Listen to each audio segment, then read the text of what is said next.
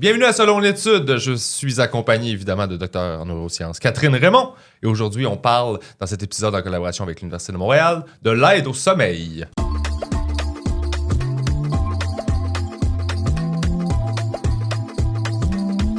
Et on est accompagné aujourd'hui de deux expertes dans le domaine de l'aide au sommeil. Je suis très, très, très content. Donc là, je vais vous nommer, je vais lire un peu parce que, comme j'ai dit, j'ai tout le temps la misère avec les titres. On a Mélanie Vendette, vous êtes neuropsychologue clinicienne à la clinique des troubles du sommeil de l'hôpital Sacré-Cœur. Et Julie Carrier, professeure au département de psychologie de l'Université de Montréal et chercheuse au Centre d'études avancées en médecine du sommeil de l'hôpital Sacré-Cœur de Montréal. Bonjour. Bonjour! Pas faire pareil, hein? C'était correct. Ouais. On est très, très, très excités de faire cet épisode-là parce que c'est un sujet qui touche tout le monde, en fait. Tout le monde fait dodo. Oui, tout le monde a eu ou a des troubles du sommeil. Et ce qui est important de mentionner, je pense, en début d'épisode, c'est qu'on n'adressera pas des conditions comme... Comme les troubles du sommeil. Oui, non, mais des conditions qui sont chroniques, là, ou tout ce qui touche aux médicaments ou à être un somnambule ou ce genre de trucs-là. Je pense qu'on va se concentrer sur les gens qui ont des difficultés à s'endormir naturellement. Fait que, ouais, expliquez-moi, dans le fond, qu'est-ce que vous faites dans la vie? Là? Je veux juste vous présenter un peu. Bien, moi, je suis clinicienne. Ouais. Je travaille, à la clinique des troubles du sommeil à l'hôpital Sacré-Cœur. Fait que moi, dans le fond, ce que je fais, c'est des interventions psychothérapeutiques par l'approche cognitive comportementale. J'interviens auprès des gens qui ont des troubles du sommeil, différents troubles du sommeil, mais surtout l'insomnie, parce que c'est vraiment comme le trouble du sommeil qui est le plus répandu. Là. Tu dis qu'on ne parlera pas des troubles du sommeil, mais l'insomnie, ça demeure un trouble du sommeil qui est excessivement répandu dans la population. C'est quoi puis le on peut en pourcentage, souffrir. De gens qui souffrent d'insomnie? Bien, au moins le quart, je dirais 25% là, de la population vont être insatisfaits par rapport à leur sommeil. Puis on pourrait calculer, Julie pourrait me corriger, là, mais on dit de 10 à 15% des gens qui vont répondre aux troubles de l'insomnie chronique. Wow. Ce qui est quand même beaucoup. Là, quand même, là. OK, mais je me suis mal exprimé. Ce que je voulais dire, c'était par rapport à des conditions qui sont plus... des trucs qui sont précis, exactement, ou parler de médication, de ces trucs-là. Mais je trouve ça quand même intéressant, ce que tu soulignais, puis je pense qu'on peut quand même préciser que l'insomnie, ça peut être aussi un trouble, ça peut être vécu par n'importe qui dans notre entourage. Là. Il y a beaucoup, là, selon la prévalence, je pense qu'on peut retrouver ça facilement dans la population. Fait que je pense que ça demeure un trouble qui mérite qu'on en parle. Hein. C'est pas des fois juste passager, hein, l'insomnie, ça peut être chronique aussi, même si, comme tu l'as souligné, c'est vrai que on peut avoir juste des insatisfactions par rapport à notre sommeil sans développer nécessairement un trouble d'insomnie. Ça, parce qu'il y a une ligne entre les deux, là, avant que ce soit... Oui, il y a des critères à atteindre. Et donc, vous êtes plus côté clinique. Oui. Julie, vous avez fait beaucoup de recherches. Absolument. Moi, je suis chercheuse. En fait, je suis tombée dans le sommeil quand j'étais très jeune, là, au baccalauréat. Ma première expérience de recherche a été en sommeil, puis je suis comme tombée passionnément amoureuse de ce domaine-là. Donc, ça fait, je ne le dirai pas le nombre d'années, là, mais ça fait beaucoup d'années que je suis chercheuse en sommeil. Donc, moi, j'essaie de comprendre... j'ai beaucoup travaillé sur les effets de l'âge sur le sommeil. Donc, j'ai beaucoup essayé de comprendre quels sont les mécanismes, pourquoi notre sommeil change avec l'âge. Puis, pour pouvoir développer des solutions aussi qui peuvent être adaptées aussi aux différents groupes d'âge. Donc, je dirais qu'en gros, c'est ce que je fais. Mais je fais des études en laboratoire, puis je m'occupe également, de plus en plus en vieillissant, je m'apercevais aussi que je voulais sortir du laboratoire pour pouvoir déployer aussi les solutions. Parce que la recherche a fait des avancées majeures dans les, je dirais, 15 dernières années, même ça fait 50 ans qu'il y a de la recherche sur le sommeil, mais je dirais que dans les 15 dernières années, il y a eu des pas de géants. Okay. Mais là, ce qui manque, c'est qu'on puisse déployer les solutions maintenant au niveau de la société. Parce que, comme Mélanie le disait, il y a vraiment une très haute proportion de gens qui ont des difficultés de sommeil. Malheureusement, les solutions ne sont pas encore déployées. Ce n'est pas toujours facile de trouver des solutions dans le système de la santé ou dans le système des services sociaux, par exemple. En ce moment, l'attention est mise à essayer de, justement, concrètement réussir à faire la différence dans la vie des gens. Absolument. Okay. Comment on fait pour savoir si c'est un problème exactement, si notre sommeil est problématique? C'est quoi les premiers indicateurs qui vont ressortir? Quand ça a un impact sur notre fonctionnement dans la vie de tous les jours. Notre fatigue? La fatigue, les capacités d'attention, concentration, l'humeur aussi, quand ça vient affecter l'humeur, quand on commence à se désorganiser, à peut être capable de fonctionner, Donc là, on a un impact significatif. Donc, c'est vrai qu'avoir du mal à dormir une fois de temps en temps, ça arrive à tout le monde. Hein. Je pense que c'est tolérable à un moment donné. Oui, le stress, c'est un des plus grands déclencheurs là, des problèmes d'insomnie. Là. Et je veux dire, il peut y en avoir une tonne là, d'éléments déclencheurs, mais la plupart du temps, il y a un facteur stress dans la problématique. Là, mais des fois, ça commence par une blessure physique orthopédique, puis qui empêche de dormir. Puis le problème peut se chroniciser à ce moment-là. Fait que c'est normal de ne pas dormir parce qu'on a une blessure. Mais là, à un moment donné, avec le temps, la blessure est rétablie, on a fait la physio, tout est beau, on est revenu, mais on reste avec des difficultés de sommeil. Puis là, on va s'inquiéter surtout quand que ça a un impact sur notre fonctionnement. Puis on s'entend, ça a un impact aussi sur la récupération physiologique même des gens à quelque niveau que ce soit physique ou mental. Là. Puis, tu sais, en préparant l'épisode, je me disais, on n'a pas beaucoup de... Moi, j'ai pas beaucoup d'informations en tant que personne du grand public sur... Je sais quand je suis fatigué, quand j'ai mal dormi, mais je sais pas quand c'est vraiment rendu un problème. Puis les notions que j'ai ou l'information que j'ai par rapport au sommeil. Il y a beaucoup de mythes, j'ai l'impression, par rapport au sommeil. J'ai l'impression qu'il faudrait qu'on en défasse quelques-uns ou pas. Je sais même pas parce que je me demandais, est-ce que mal dormir, ça fait-tu vieillir prématurément? On voit tout le temps ça. Ça accélère les vieillissements, machin. Qu'est-ce que ça veut dire? Ça te stresse plus puis tu dors encore moins. Mais c'est drôle parce qu'on avait discuté. En fait, ce qui est important, il y a 2 messages à donner, en fait. C'est vrai que le sommeil est crucial pour la santé physique, cognitive, émotionnelle. Puis on dit ça à tout le monde parce que c'est vrai que la privation de sommeil, ça a des impacts physiques sur la santé physique à court puis à long terme. C'est que dis-moi comment tu dors aujourd'hui, je pourrais prédire ta santé physique, cognitive, émotionnelle des années plus tard. Ah ouais. Ça, c'est les bonds de géants dont je parlais là, dans la... Sauf qu'il ne faut pas capoter non plus. Okay. Ce message-là... Pépé qui dort super mal. Non, mais c'est important parce que Mélanie, elle, quand elle voit des patients qui ont des problèmes chroniques là, d'insomnie, souvent, les gens ont une super vigilance, là, puis ils veulent dormir. Puis, là, évidemment, quand moi, j'arrive, puis je dis, hey, le sommeil, c'est crucial, puis c'est vrai que c'est crucial pour la santé physique, cognitive et émotionnelle.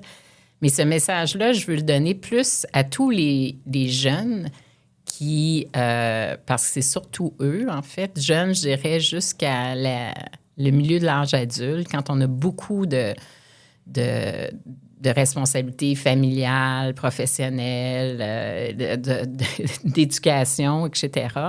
Puis que tout le monde dit, le sommeil, c'est pas important, puis je vais le couper pour être plus productif. Ça, c'est une très mauvaise façon de faire. Ouais. Par contre, si vous avez des problèmes de sommeil, puis Mélanie va en parler, il ne faut pas capoter. C'est normal de ne pas dormir bien. Puis, à un moment donné, quand on est insomniaque, le problème, c'est qu'on devient hyper vigilant. Donc, on veut tellement dormir qu'on s'empêche de dormir. C'est pour ça que les 2 messages sont difficiles de bien... Tu sais, c'est bien dosé entre Mélanie et moi. Moi qui dis tout le temps aux jeunes allez dormir. Puis, Mélanie qui dit aux personnes qui souffrent d'insomnie, arrêtez de capoter sur les messages de santé publique en même temps. C'est comme 2 messages qu'il faut donner. Il ne faut pas être trop concerné parce que s'endormir, c'est se laisser tomber dans les bras de Morphée. C'est que tu ne peux pas contrôler ça. Puis c'est ça qu'elle apprend, elle, à ses patients. Mais les jeunes qui ont un sommeil magnifique puis qui décident de ne pas dormir, là, c'est un problème. Ah oui, c'est vrai, j'avoue que c'est quelque chose, ça, je me rappelle. Ben oui, puis au bac, je voyais tellement ça, là, des étudiants qui faisaient des nuits blanches pour un examen ou... Puis en fait, les jeunes sont rendus les plus somnolents. Moi, je travaille sur les effets d'âge, puis avant, quand j'ai commencé, je ne le dirai pas, là, mais il y a plus que 20 ans, quand j'ai commencé... Les plus somnolents, c'était les personnes âgées parce qu'en vieillissant, ton sommeil devient très fragile. Tu n'as plus de sommeil lent profond, etc. Tu as un sommeil plus fragile. Quand tu as 20 ans, 30 ans, tu as un sommeil magnifique. On dort comme une bûche. Oui, mais les plus somnolents, la société maintenant, c'est plus les personnes âgées. Ce sont les jeunes. Pas, évidemment qu'il y en a qui ont des problèmes d'insomnie, mais pour la plupart, c'est pas du tout parce qu'ils ont des troubles du sommeil. c'est parce qu'ils ne considèrent pas que le sommeil est aussi important pour leur santé que de faire de l'activité physique ou de bien manger. J'imagine que les écrans ont un rôle à jouer là-dedans aussi, tu sais, tout ce phénomène de dépendance aux jeux vidéo, de dépendance à l'écran, tout simplement. Là, tu sais, les médias sociaux, etc., ça doit contribuer aussi. Ça contribue. Il y a beaucoup d'études qui corroborent ça. Avant d'aller se coucher, il faut avoir Mélanie pourra en parler, là, mais il faut vraiment avoir une période de tampon, que je dis tout le temps, là, où ce que tu te calmes le pompon. Okay. C'est-à-dire une période où tu fais une transition de tes préoccupations, de la vie éveillée vers le sommeil. Comme on fait avec les enfants, la routine de dos, le bain, brosser les dents, lire l'histoire, etc., qui permet au cerveau de se préparer puis d'enlever de ses préoccupations de la journée pour aller vers le sommeil. Les écrans, ça a 2 impacts négatifs. Le premier, c'est qu'il y a de la lumière. Puis la lumière, c'est un stimulant pour le cerveau. C'est une de nos questions de mythes. Ben oui, là, tu vois, là, est-ce que c'est n'importe quelle lumière? Parce que moi, j'avais entendu que c'était la lumière bleue. Pas juste la lumière bleue. Okay. La lumière blanche a de la lumière bleue. Donc, toute la lumière, mais principalement, celle qui est la plus efficace pour réveiller le cerveau, c'est la lumière bleue parce que il y a des cellules spéciales dans la rétine qui captent plus la lumière bleue. C'est pour ça que sur vos iPhones ou iPad, ou je ne veux pas faire de publicité, là, la même chose pour les autres systèmes. Les autres affaires. Il y a des filtres aussi qui rendent ton écran plus jaune, mais ça coupe le bleu. Mais la lumière, ça a aussi un autre effet, c'est que ça peut changer l'heure de l'horloge biologique. Puis, dépendamment du moment où tu reçois la lumière. Puis, la lumière, le soir, avant le coucher, ça amène ton horloge biologique. Ton horloge biologique, c'est celle qui te permet d'avoir un sommeil de qualité la nuit, puis d'être réveillé et vigilant durant la journée.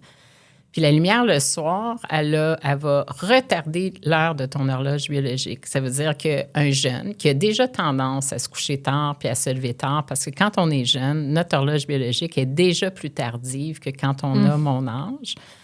Mais en plus, si tu te mets de la lumière d'en face, tu vas augmenter, tu vas pousser encore plus ton horloge biologique à vouloir te coucher plus tard puis à te lever plus tard. Puis la dernière chose des technologies, puis après ça, je me tais, mais c'est... Mais non, on veut pas. Non, moi, j'ai des questions. Ouais. L'autre chose des technologies, c'est les gens l'amènent dans le lit. Là, Mélanie va vous dire que c'est une bien mauvaise idée, surtout quand tu l'amènes dans le lit pour regarder des choses stimulantes, pour regarder des choses stressantes, les nouvelles, ou sans enlever tes notifications auditives qui restent là la nuit, que tu sais que à un moment donné, tu viens pour t'endormir, puis là, tu viens de recevoir un texto de quelqu'un, tu le regardes, ça te met à l'envers ou ça te met super de bonne humeur, mais tous ces comportements-là, ce sont des choses qui sont néfastes. Mais sans que le téléphone t'appelle à lui, même sans qu'il y ait une notification, c'est tentant de prendre son téléphone cellulaire quand on est plus anxieux ou quand on est plus stressé aussi parce que c'est difficile de tolérer le vide. On a comme cette envie-là d'aller vers la distraction. Fait que juste le fait que le téléphone soit proche, ça donne le goût. Puis... En clinique, ça doit être un des enjeux souvent, de convaincre les gens que c'est important. Chez les plus jeunes, là, définitivement. Puis je voulais renchérir aussi là, par rapport au téléphone, au lit. C'est pas juste l'enjeu stimulant, c'est aussi le fait de faire quelque chose de stimulant dans le lit puis de créer une association, d'être éveillé dans le lit. Fait qu'à force, là, ça retarde non seulement l'heure d'aller de se coucher, de s'endormir parce que ça retarde l'horloge biologique, mais en plus, le cerveau, lui, il est stimulé puis il associe l'environnement, la chambre à coucher, le lit, le soir à l'état d'éveil. Fait que c'est comme ça que ça se développe des problèmes d'insomnie, finalement, là, tranquillement. À un moment donné, on comprend pas, on se réveille en pleine nuit, je suis plus capable de me rendormir. Ah oui, mais je m'endors toujours initialement avec mon téléphone dans les mains, là. Fait que le cerveau, il en a besoin de son téléphone. Pour initier le sommeil. Et donc, on devrait limiter le sommeil au temps passé dans le lit et pas lire au lit, consulter son téléphone, manger, écouter un petit film. Idéalement, c'est sûr que si on a le sommeil fragile, c'est mieux de jamais rien faire, quoi que ce soit de stimulant dans son lit, puis garder son lit pour dormir uniquement. Mais oui, faire la coupure, là, se calmer le pompon, comme Julie a dit, c'est important. J'aime beaucoup cette expression-là.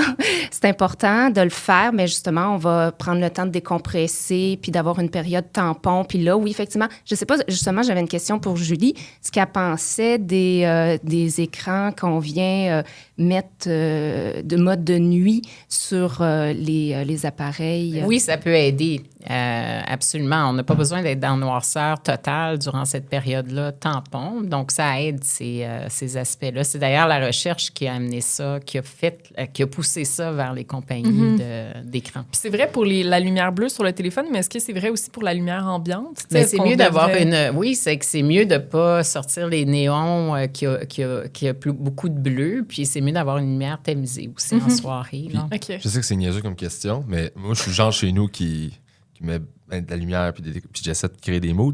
Quelle couleur est la meilleure couleur si on veut avoir quand même un éclairage quand on s'endort, mais qui va pas nous nuire, en fait? Et d'ailleurs, à ce sujet-là, je voudrais juste souligner qu'il y a toutes sortes, parce qu'on voulait parler des technologies aussi qui aident au sommeil. Puis il y a de la lumière rouge, là, maintenant, qui se vendent pour faciliter le sommeil. Fait que je sais pas... au niveau commercial, oui, ça a été... la lumière orange ou rouge...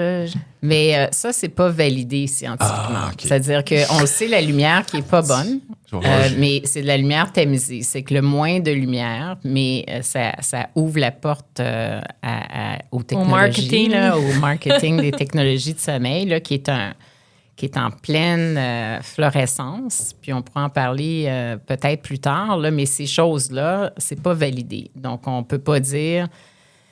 Tu sais, quand tu as 25 de la population qui a des difficultés de sommeil, là, c'est sûr que l'industrie privée, elle a compris ça bien, bien rapidement. Il y a un marché, surtout, comme je le disais, qu'on n'a pas réussi à déployer toutes les solutions correctement là, dans la société encore. Donc, toutes les méthodes qui sont vraiment efficaces ne sont pas bien déployées dans la société. C'est que les gens cherchent des solutions. Donc, les compagnies offrent un paquet de possibilités, des lumières, des oreillers avec des speakers dedans. C'est ça. Tu peux mettre un chapeau qui te donne des stimulations électriques pour stimuler les rythmes de son cerveau. Il y a plein de choses. Puis, par rapport aux écrans, je me demandais juste, est-ce qu'il y a une période recommandée? C'est la période tampon dont on parlait avant d'aller se coucher.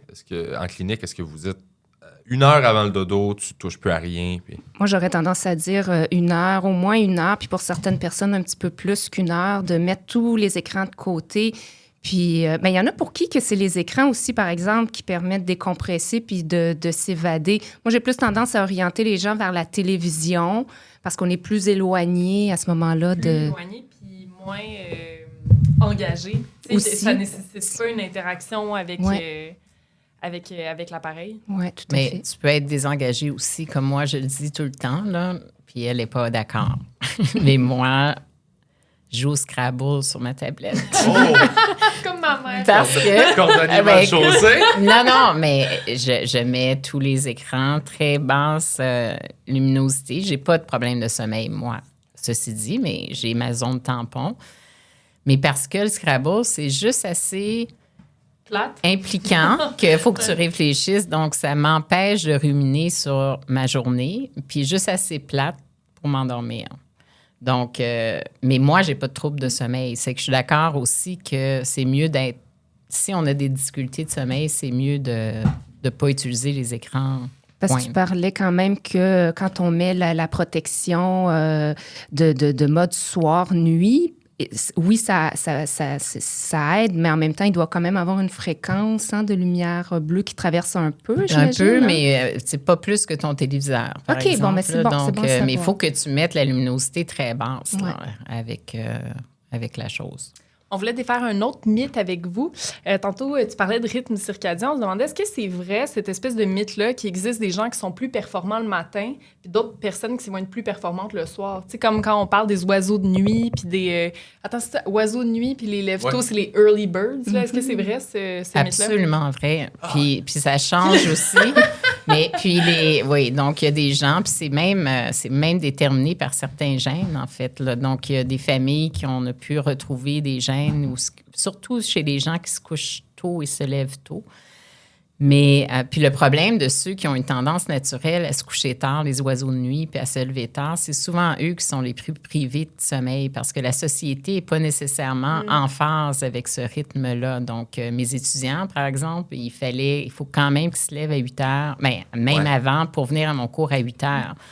Donc, quand on sait qu'on a une tendance comme ça, il faut faire encore plus attention à ce qu'on disait tantôt, là, c'est-à-dire d'essayer quand même de ne pas exagérer cette tendance-là qui est naturelle. Donc, si vous avez un oiseau de nuit qui a déjà une tendance à se coucher tard, se lever tard, c'est sûr que de s'exciter tard puis de mettre la lumière tard, bien, ça va amplifier ce comportement-là. Donc, oui, on a une tendance, mais tout le monde qui le sait, ceux qui ont eu des enfants, cette tendance-là peut être là, mais elle est malléable. Puis on peut adopter des comportements qui vont soit empirer la tendance ou la ramener à un peu moins pire. Parlant de comportement, juste savoir, le café, là, y a-tu, parce que je connais plein de monde qui boivent des cafés n'importe quand, comment ça y a-tu un moment où t'es comme, touche plus au café, là?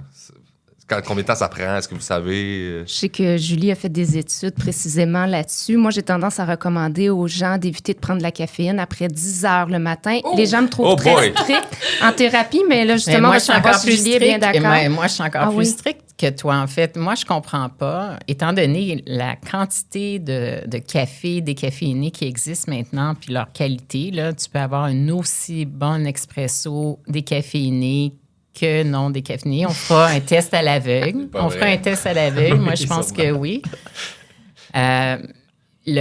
Donc, la caféine, c'est une longue durée de vie. Donc, moi, je dis toujours, on ne devrait pas avoir besoin de caféine dans sa vie. Si on dort un nombre suffisamment d'heures, là, on devrait pouvoir rester vigilant, surtout quand on est jeune et en santé. On devrait être capable de rester vigilant toute la journée sans avoir à utiliser de stimulants.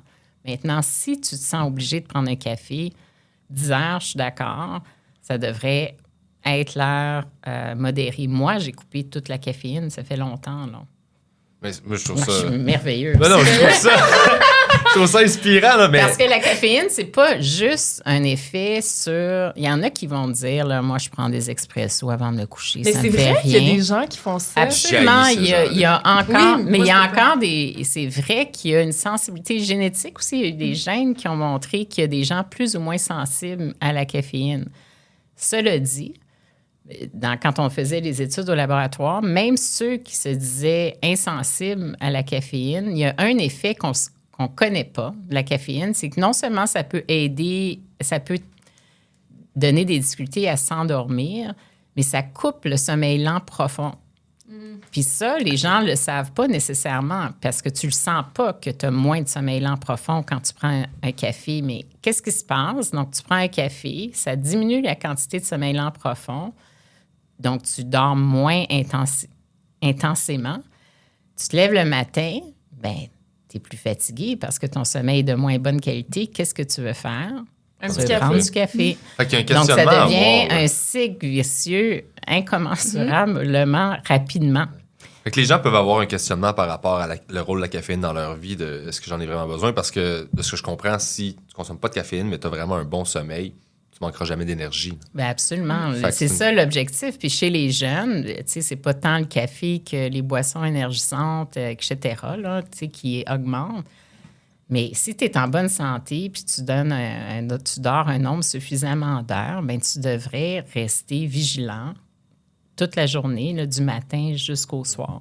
Il y a juste 2 choses dont on n'a pas parlé que je pense qui est important, là, puis vous pourrez le couper si je vous voulez. Jamais. C'est sûr que non. C'est l'activité physique. Il ne faut pas oublier que c'est un grand allié aussi, contrairement à un grand allié pour la santé, mais qui ça aide aussi le sommeil. Donc, il faut bouger pour bien dormir aussi. Puis l'alcool, faire attention également parce que l'alcool, ça nous aide à... Ça calme le pompon rapidement. Ouais. Mais le problème, c'est que ça nous endort, mais ça détruit la qualité du sommeil. Donc, puis surtout en vieillissant, là, donc ça fragilise le sommeil, l'alcool. Donc, c'est tentant de vouloir prendre un petit verre de vin pour se calmer le pompon proche de l'heure du coucher puis de s'endormir rapidement. mais ça a des impacts sur la qualité du sommeil aussi. là. Fait qu'on s'endort plus vite, mais on dort moins Mal. bien. Exactement. OK. Mais c'est important de le mentionner, effectivement. Puis j'ai une question, moi, par rapport aux siestes. Parce qu'on m'a souvent reproché de faire des siestes trop longues ou que ça nuisait à mon sommeil. Et je me demandais, parce que même moi, quand je vais en faire une, j'ai pas de théorie sur c'est quoi la durée, la meilleure durée, qu'est-ce qui est trop long, Bon. qu'est-ce qui nuit, qu'est-ce qui est pas bon, qu'est-ce qui fait que tu tombes dans le... Je sais qu'il y a des cycles dont Je vais te donner pense. des recommandations pour les siestes. Parce Yes! que les Écoute. siestes, ça fait un petit peu l'effet aussi, ça peut avoir l'effet de la caféine. hein. Si on ne le fait Absolument, pas au bon absolument. moment, la sieste, ça va avoir aussi comme effet d'avoir un sommeil plus léger la nuit suivante. Mais on peut se permettre quand même de faire des siestes parce qu'on est un petit peu même programmé physiologiquement. Là, il y a un rythme biologique du sommeil et de la sieste. Puis justement, en début d'après-midi, généralement, on va sentir une espèce de coup de barre. Là. Mais c'est dans notre horloge biologique. Là, c'est inscrit en nous. Fait qu'on peut se permettre de s'écouter. Mais il ne faudrait pas s'écouter trop longtemps non plus, là, parce qu'effectivement, il ne faut pas rentrer dans notre sommeil profond. Parce que si on fait une sieste prolongée, on va aller dans notre sommeil profond, puis à ce moment-là, on ne l'aura plus pour la nuit C'est qui combien va de temps, suivre. ça? Est-ce qu'on Pas sait? plus que 45 minutes. Ça, Ok, là, quand puis moi, même. je trouve ça risqué, 45 minutes. Moi, j'ai plus tendance à dire aux gens pas plus que 30 minutes, parce que je sais très bien que ça va flyer un petit 15 Ouais. minutes de plus. Fait que si je dis 45 minutes, ça risque de flyer 1 heure. Mais on veut Ok. pas ça. Là. Ça peut compromettre le sommeil. Je comprends. Fait que tout couper, la stimulation, mettons, at large, les écrans et tout ça, la caféine, y a-t-il d'autres stratégies pour améliorer le sommeil? Avoir un horaire de sommeil régulier. Là, tantôt, Julie a parlé de l'horloge biologique, la synchroniser. Pour synchroniser cette horloge-là, on parlait entre autres aussi là, des couches tard, les couches tard lève tard, puis les couches tôt lève tôt. Bien, il faut synchroniser cette horloge-là. Puis malheureusement, bien, comme pour les couches tard, pour qui c'est difficile de se lever le matin, bien, l'important, c'est de toujours effectivement se lever quasiment semaine et fin de semaine, toujours à la même heure pour entretenir l'horloge le plus synchronisée possible, pour pas y déroger, parce que sinon, le naturel, il revient très vite au galop. Ça demande beaucoup de discipline pour les couches tard, lève tard. C'est souvent même en clinique une proportion de gens chez qui je vois que finalement, c'est ça l'insomnie. Là. L'insomnie, c'est juste parce que la personne n'arrive pas à dormir dans la bonne phase de sommeil, mais malheureusement, la société ne permet pas de commencer le travail un petit peu plus tard. Il faut fitter dans un cadre qui est plus rigide alors qu'on négocie avec nos propres conditions. Puis est-ce que ce serait la même chose pour les adolescents, tu sais, qui ont tendance à se lever beaucoup plus tard la fin de semaine?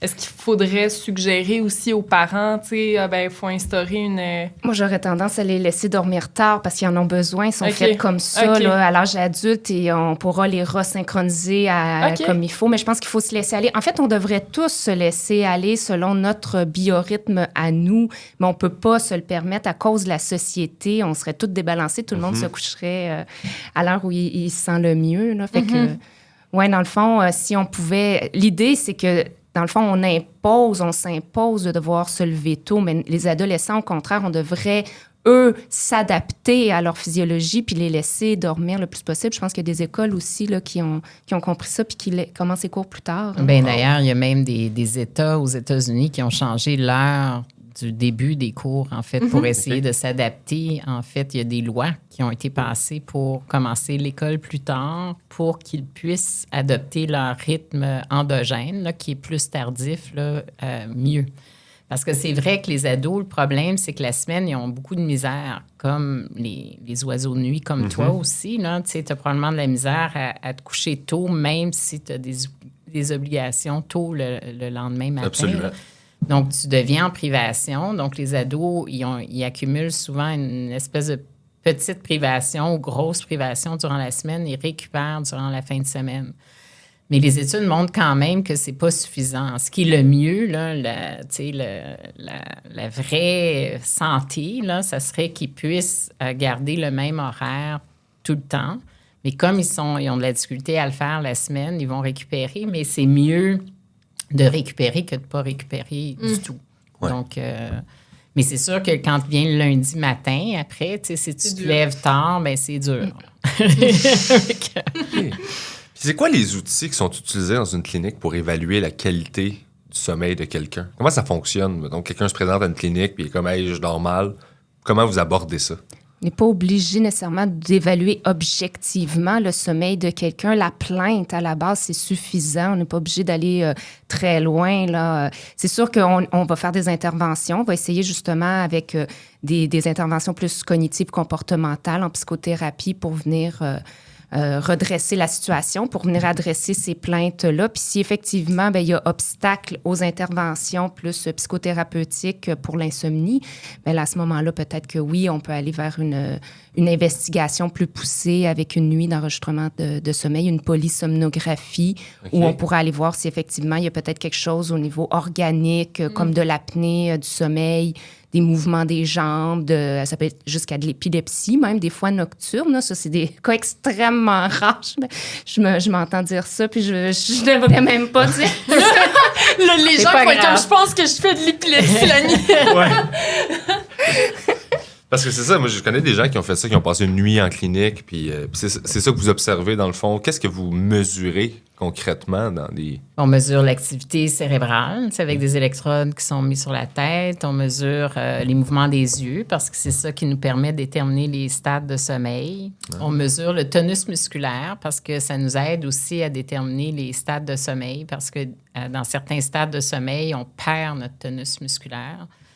On met des électrodes sur les jambes parce qu'il y a des désordres de sommeil qui impliquent des mouvements des jambes. On met une canule pour mesurer la respiration pour s'assurer que les gens n'ont pas d'autres, comme le syndrome des apnées de sommeil, par exemple. OK.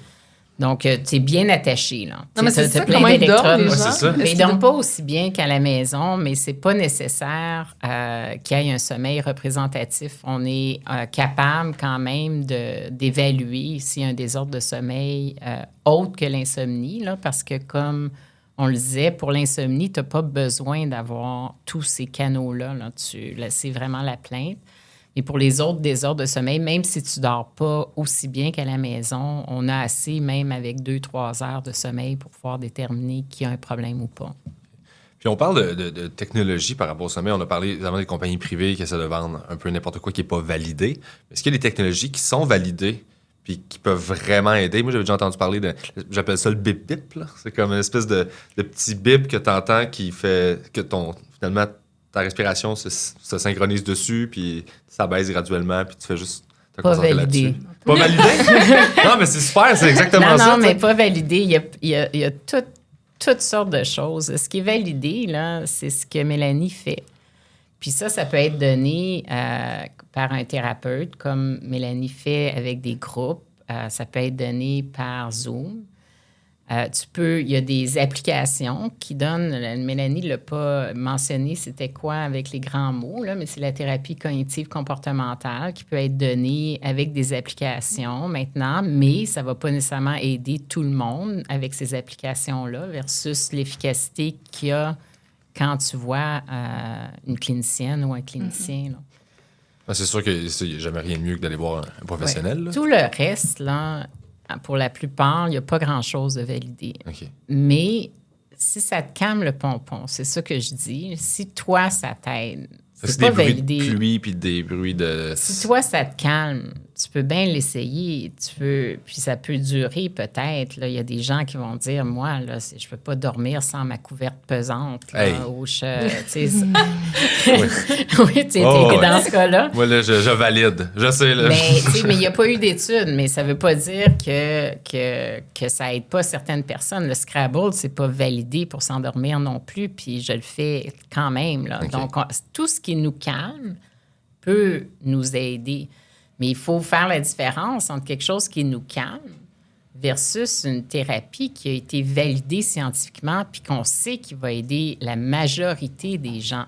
Absolument. C'est ça que Mélanie fait. Mais je pense aussi que, tu sais, quand vient le temps d'écouter un podcast pour s'endormir, écouter un son de pluie, comme tu disais, ou un tic-tac, tic-tac, tic-tac, tu sais, ça empêche le train de pensée, tu sais, qui nous empêche à initier le sommeil versus une thérapie cognitive comportementale. Tu vas aller travailler ce qui se passe derrière. Tu sais, tu vas aller travailler sur les distorsions cognitives qui empêchent le sommeil. Puis j'imagine qu'il y a beaucoup de comorbidités avec d'autres conditions. Avec de l'anxiété, définitivement. Puis, veut pas l'anxiété qui mène certaines personnes à la dépression. Fait que là, on se retrouve avec des problèmes de sommeil reliés à la dépression, à l'état dépressif, là, effectivement. Fait que ça, c'est des aspects qui sont à traiter également en psychothérapie.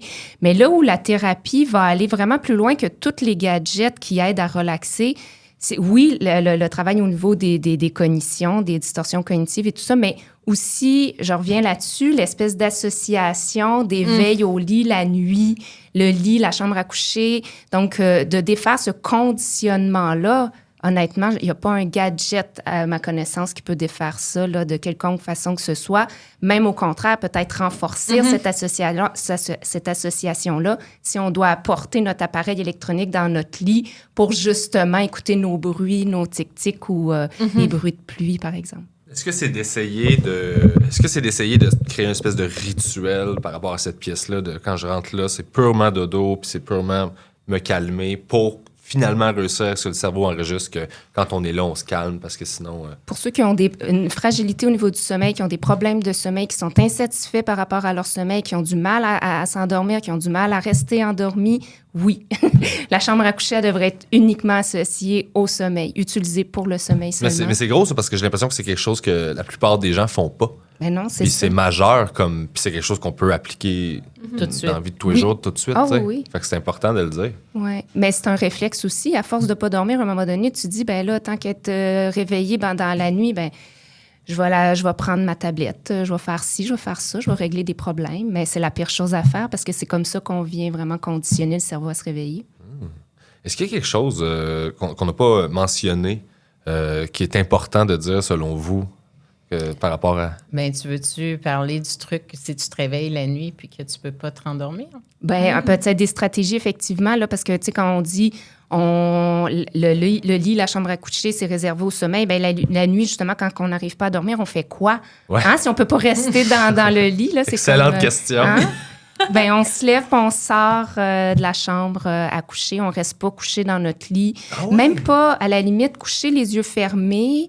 On a l'impression qu'on n'arrive pas à dormir. On pense qu'on est parfaitement réveillé. On ne l'est pas complètement non plus. Hein. On peut avoir quand même des micro-sommeils. Puis à ce moment-là, ben, on n'accumule pas assez de pression de sommeil là, d'un point de vue là, homéostatique, là, de dire que plus on est éveillé, plus on a besoin de sommeil. Fait que la nuit, de se lever, d'aller dans une autre pièce, faire autre chose, bien, ça nous amène à accumuler une pression de sommeil. Fait qu'il y a, honnêtement, moi, je dis souvent aux gens que je traite, là, c'est très paradoxal, mais pour générer du sommeil, on n'a pas le choix d'un peu s'en priver, puis vraiment comme faire une coupure, là, dire, bon, ben là, j'arrive pas à dormir, je me lève, je fais quelque chose d'autre, mais quelque chose... quand même, on va essayer de ne pas faire quelque chose de stimulant. Là, on n'ira pas se lever. Jouer à des jeux vidéo dans le salon. Travailler, ouais. Fait qu'une tâche ménagère de base sous-stimulante, comme du lavage. Ça dépend pour qui, parce qu'il y en a qui, ça devient trop productif la nuit de se lever. Moi, les gens que je vois en clinique, c'est des gens qui, c'est très chronicisé. Fait que moindrement qu'il y ait quelque chose, un secondaire... un bénéfice secondaire à être éveillé la nuit puis à faire autre chose, ça se renforcit. Fait qu'il faut vraiment orienter vers quelque chose d'hyper ennuyant. Là. Pour quelqu'un qui a vraiment de l'insomnie chronique, là, puis que presque à chaque nuit, il est éveillé plusieurs heures par nuit, il faut défaire, il faut venir vraiment là, comme défaire le conditionnement. Fait qu'à ce moment-là, s'orienter vers une activité le plus ennuyante possible pour ces gens-là. Mais sinon, pour la plupart des gens pour qui ça arrive juste une fois de temps en temps, je pense que le Scrabble, c'est... Mais sinon, ça peut être quoi? Ça peut être d'aller lire un livre? Oui, ça pourrait être ça, tout à fait. Puis si on veut que ça soit assez ennuyant, moi, j'essaie de dire aux gens de trouver quelque chose d'ennuyant à lire ou encore de lire leur livre à l'envers. Commencez par la dernière page du livre, puis alignez-vous vers le début du livre. Le moins stimulant possible. Mais ça marche, hein? Ah ouais? Ça marche définitivement. Les gens vont le faire un peu au début, à répétition, mais ça s'estompe. Si l'activité est suffisamment plate, le cerveau, il il viendra pas vouloir répéter cette expérience. C'est un peu comme les bébés, finalement. Tu sais, la nuit qui pleure, si on va les chercher systématiquement très, très, très, très, très rapidement, le cerveau finit par se conditionner à quand j'ai des périodes d'éveil, c'est le fun. Tu sais, oui. Okay. Oui, tout à fait. On allume les lumières, on commence à jouer avec bébé. C'est sûr que la nuit suivante, bébé va se réveiller parce que là, il sait qu'il y a de la stimulation. Alors que si on arrive puis qu'on fait juste comme apaiser, les lumières fermées, effectivement, ouais. Merci beaucoup d'avoir pris le temps aujourd'hui de nous parler de tout ça. Pour vrai, moi, j'ai appris plein d'affaires. Moi aussi, j'ai plus de micro, fait que On c'est a un plus peu de micro. awkward quand je vous parle. Mais merci énormément. Pour vrai, j'ai appris plein de trucs. Je suis vraiment contente. Ouais, moi aussi. Merci à vous autres pour l'invitation. Moi, Oui, j'ai beaucoup aimé l'expérience. Ça a été très, très agréable. Ouais. Des deux côtés. Merci.